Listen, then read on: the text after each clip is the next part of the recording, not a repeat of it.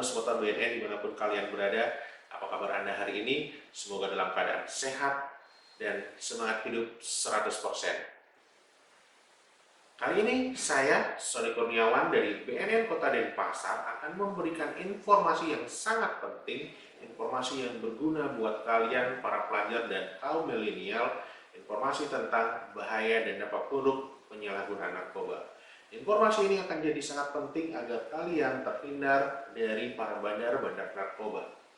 Tapi sebelum saya memberikan informasi, silakan like, komen, dan subscribe.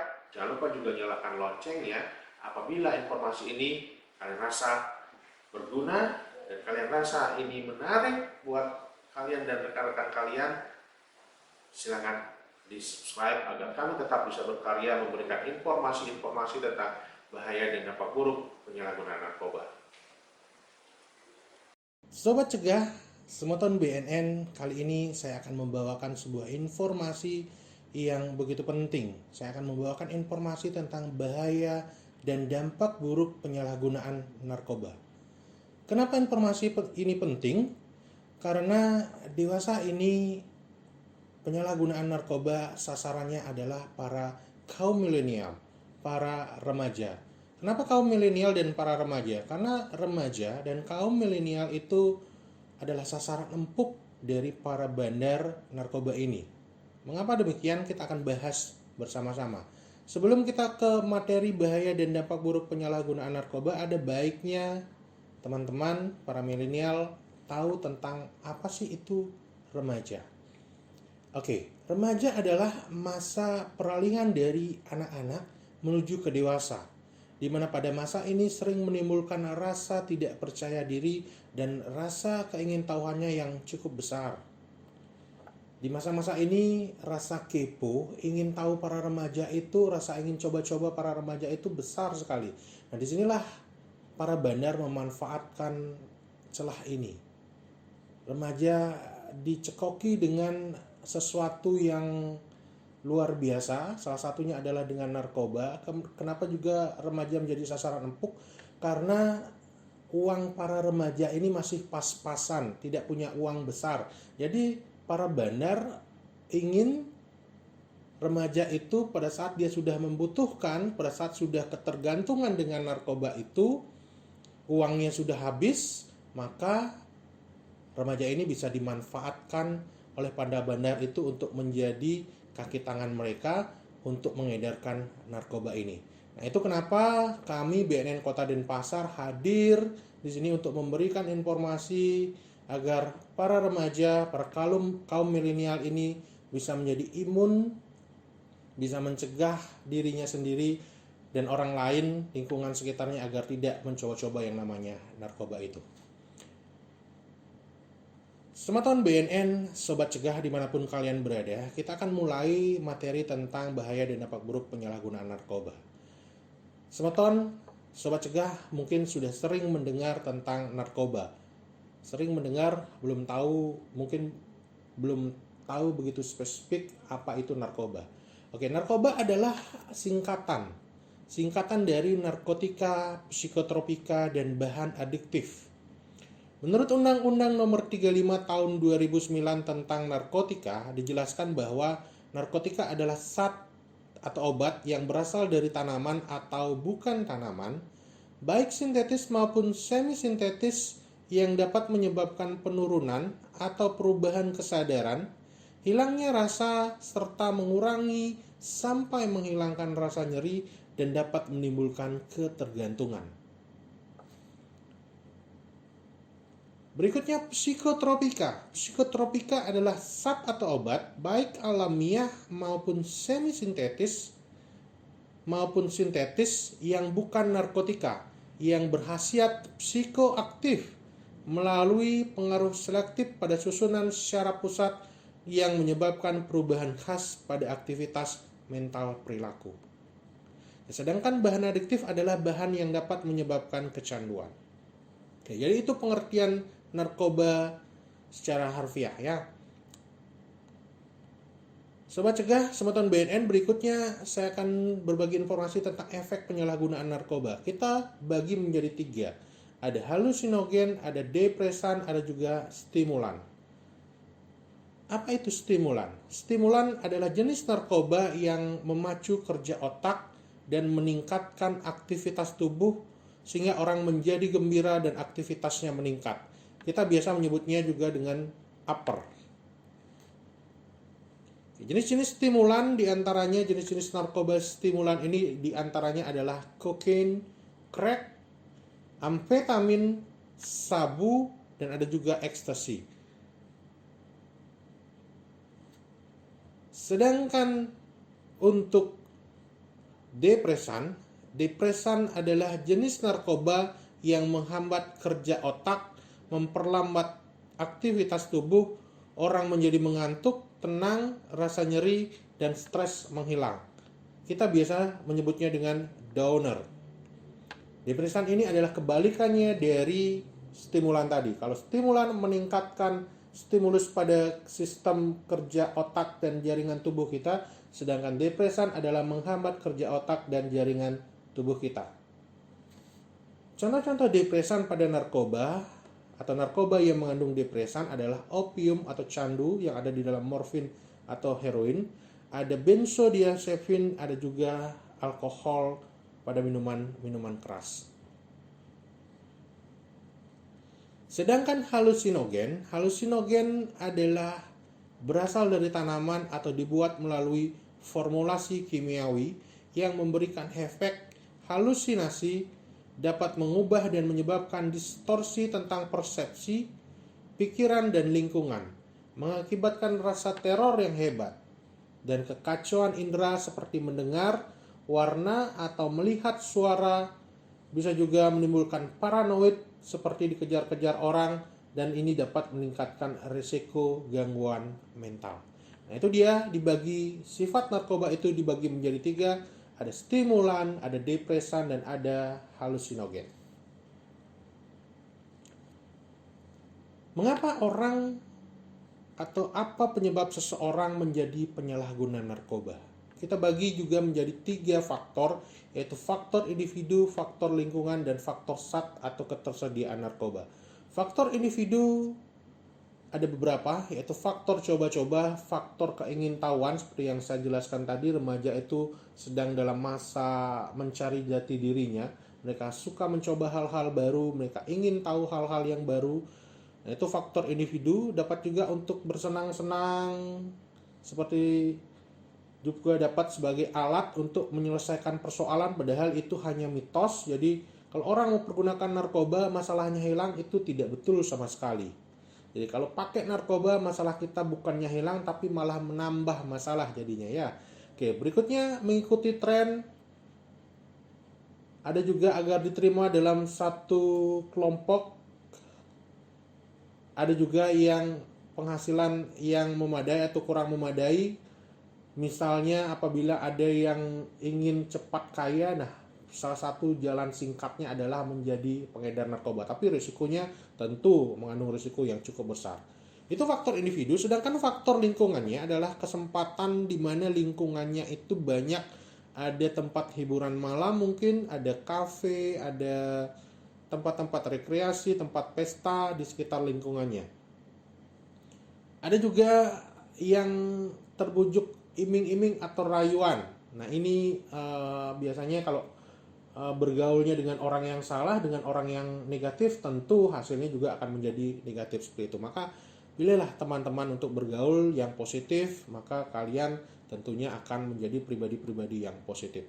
Sedangkan untuk faktor SAT atau ketersediaan narkoba, diantaranya adalah faktor psikologis, tidak dapat hidup normal tanpa SAT narkoba itu di dalam tubuhnya. Jadi kalau kita sudah mencoba, sekali mencoba, 2 kali, 3 kali, maka kita akan merasakan butuh SAT narkoba itu. Kita akan menjadi ketergantungan. Nah, apabila kita suatu hari kalau sudah merasa ketergantungan, tidak mendapatkan SAT narkoba itu, maka kita akan mengalami, tubuh ini akan mengalami sakit yang luar biasa atau gejala putus SAT yang namanya sering kita sebut dengan namanya sakau atau gejala putus SAT karena tidak dapat SAT narkoba itu.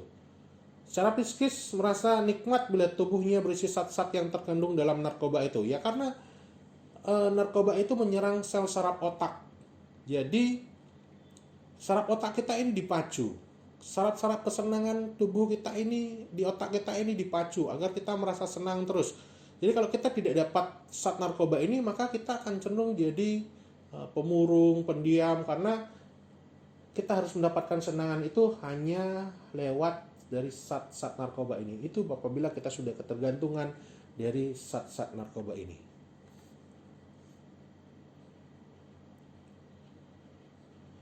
Bisa juga dari faktor individu, perasaan galau atau lagi ada masalah. Nah, seperti itu sering kita jumpai pada saat kita mengasesmen atau kita bertanya pada orang-orang yang datang ke kantor BNN untuk menyelesaikan permasalahan narkoba ini, sering mengatakan ada masalah keluarga seperti itu. Sekali lagi kami sampaikan bahwa narkoba bukan jaminan untuk menyelesaikan masalah, bahkan cenderung akan menimbulkan masalah yang baru seperti itu. Oke, satu lagi untuk remaja, khususnya kaum milenial, narkoba awal mulanya adalah melalui rokok. Rokok adalah pintu masuk penyalahgunaan narkoba. Awalnya merokok, setelah itu coba minuman keras, setelah itu coba narkoba, dan akhirnya terjerumus dalam seks bebas. Ini seperti lingkaran setan: rokok, narkoba, minuman keras, dan seks bebas. Itu jadi satu paket permasalahan remaja dewasa ini. Sematan BNN Sobat Cegah, bagaimana caranya mengenali pelaku penyalahgunaan narkoba ini? Biasanya bisa kita lihat secara kasat mata. Orang-orang yang sudah berpengalaman bisa melihatnya dengan kasat mata. Pengguna narkoba itu biasanya jalannya sempoyongan, seperti orang mabuk. Terus bicaranya pelo, menjadi orang yang apatis.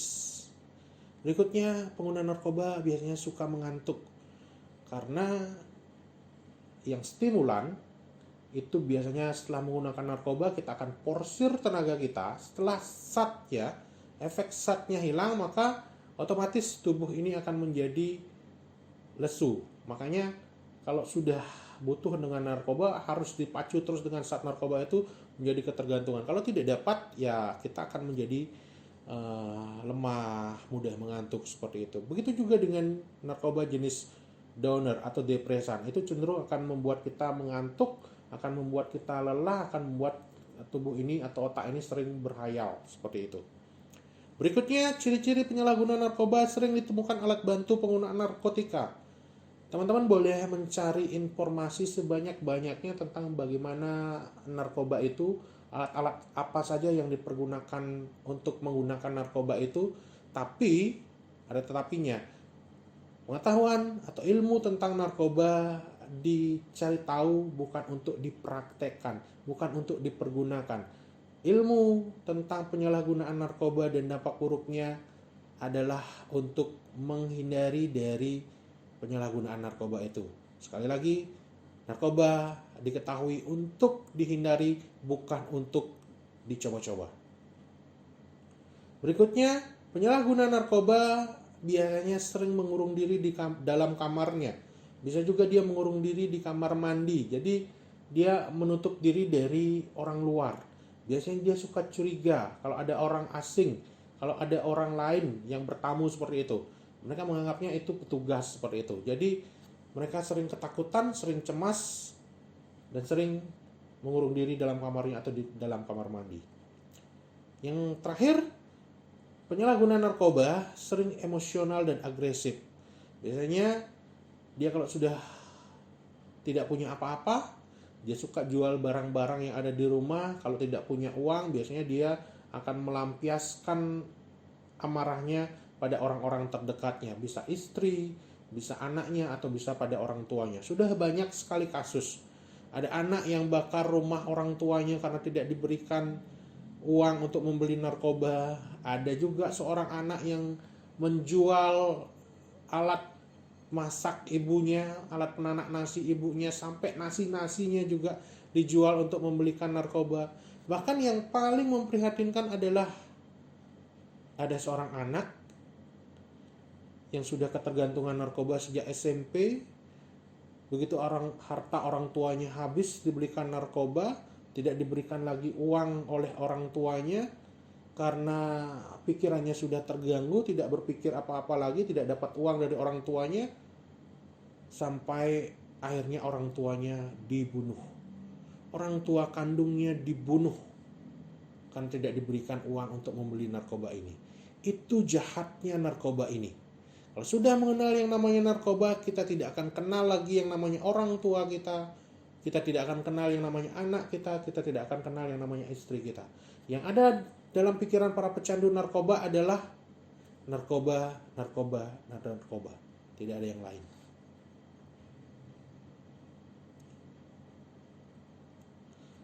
Selanjutnya bagaimana atau apa bahaya dari penyalahgunaan narkoba itu sendiri? Kita bagi menjadi 3 juga. Ada bahaya kondisi fisik, ada juga yang menyerang mental, emosional, dan perilaku, ada juga yang menyerang kehidupan sosial. Kondisi fisik tentu yang paling berbahaya itu adalah tertular penyakit HIV/AIDS. Ada juga yang mengakibatkan overdosis kecanduan sampai menimbulkan kematian.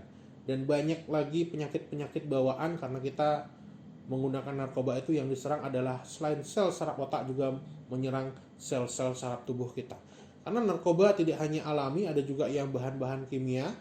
Kita pernah mengungkap kasus, BNN Provinsi Bali pernah mengungkap kasus penyalahgunaan narkoba, pabriknya kita ungkap, di sana kita temukan ada bahan-bahan pembuat narkoba itu.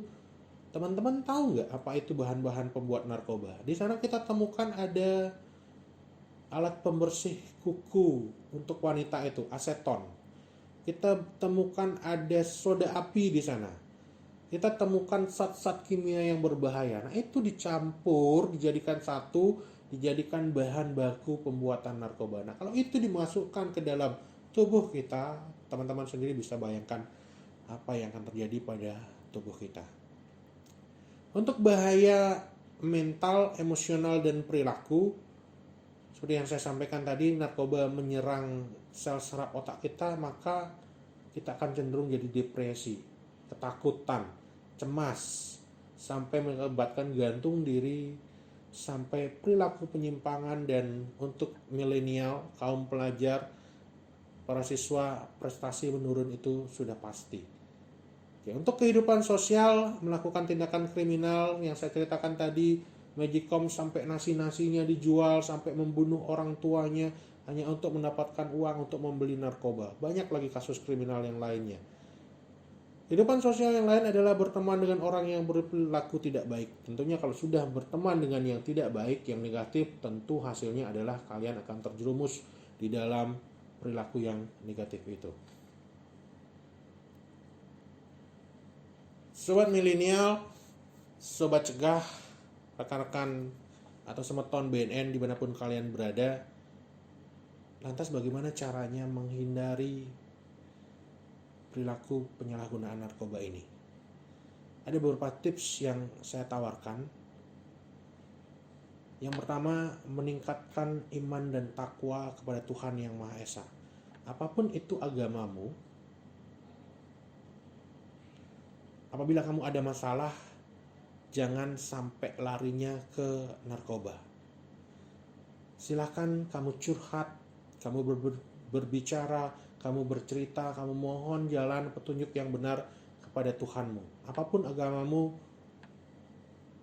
lakukan, tingkatkan iman dan takwa kepada Tuhan dan agamamu. Percayakan kepada Tuhanmu, yakinlah Tuhan tidak akan memberikan cobaan yang tidak mampu dilalui oleh umatnya.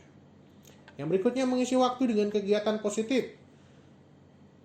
Banyak hal yang bisa kalian lakukan, ikut ekstrakurikuler, ikut kegiatan-kegiatan positif. Di sekolah, saya yakin sekolah sudah mempersiapkan banyak kegiatan, ikuti semua yang positif agar kamu tidak terjerumus dalam jeratan narkoba ini. Pilih pergaulan yang benar, pilih orang-orang yang positif. Ada ungkapan yang pernah bilang, kalau kita ada di jalur positif, tentunya kita akan ikut di jalur positif itu. Fokus pada cita-cita. Dari sejak awal kamu harus mempunyai cita-cita. Kalau cita-citamu setinggi langit, maka kamu akan termotivasi untuk menggapai cita-citamu. Tidak akan pernah lagi terpikir kalau kamu akan menyalahgunakan narkoba.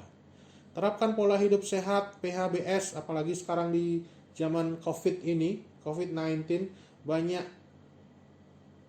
informasi yang tidak betul, banyak informasi yang mengatakan bahwa narkoba itu bisa menjadi obat untuk menyalahgunakan.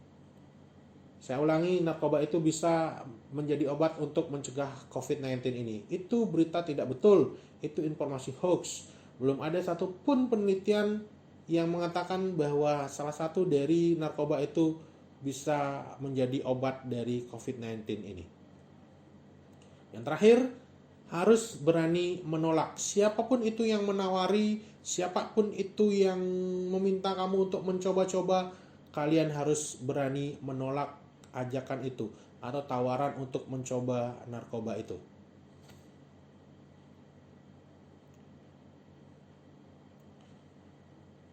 Tahun ini BNN mempunyai tagline baru, hidup 100%. Apa itu hidup 100%? Hidup yang sadar akan pentingnya kesehatan, sadar akan pentingnya hidup sehat, sadar bahwa kalian harus maju ke depan, generasi milenial harus menjadi tulang punggung bangsa ini. Kita punya bonus demografi adalah di tahun 2045 nanti kita bercita-cita menjadi generasi emas Indonesia. Di tahun 2045 nanti Indonesia menjadi negara yang paling banyak orang-orang produktifnya, masa-masa produktifnya. Nah, kalau remaja kita yang nanti di tahun 2045 ini dicekoki dengan narkoba, maka kita akan kehilangan bonus demografi itu. Jadi hidup 100% adalah hidup yang sadar, sehat jasmani, sehat rohani. Maka kalau kita sudah sehat, maka kita akan menjadi produktif. Produktif yang positif, menghasilkan karya-karya yang luar biasa. Kalau kita sudah sadar, kalau kita sudah sehat, maka kita akan jadi produktif. Dan dengan produktif kita akan mencapai kebahagiaan. Bahagia tanpa narkoba. Jadi hidup 100% hidup yang sadar, sehat, produktif, dan bahagia tanpa narkoba. Baik, Sobat Cegah, Sobat Tahun BNN dimanapun kalian berada, itu yang bisa saya sampaikan pada kesempatan hari ini. Semoga informasi yang saya sampaikan dapat menghindarkan teman-teman semuanya dari bahaya dan dampak buruk penyalahgunaan narkoba. Semoga apa yang kalian capai atau kalian dapat hari ini bisa kalian sebarkan, bisa kalian sampaikan pada orang-orang yang terdekat di sekitar kalian. Bila kalian suka dengan informasi ini, apabila informasi ini berguna, silahkan subscribe channel kami BNN Kota Denpasar, silahkan like dan silahkan bagikan. Apabila ada pertanyaan, silahkan teman-teman bisa komen di bawah ini. Setiap orang akan mati, tapi jangan mati karena narkoba. Terima kasih. Om Santi Santi Santi Om.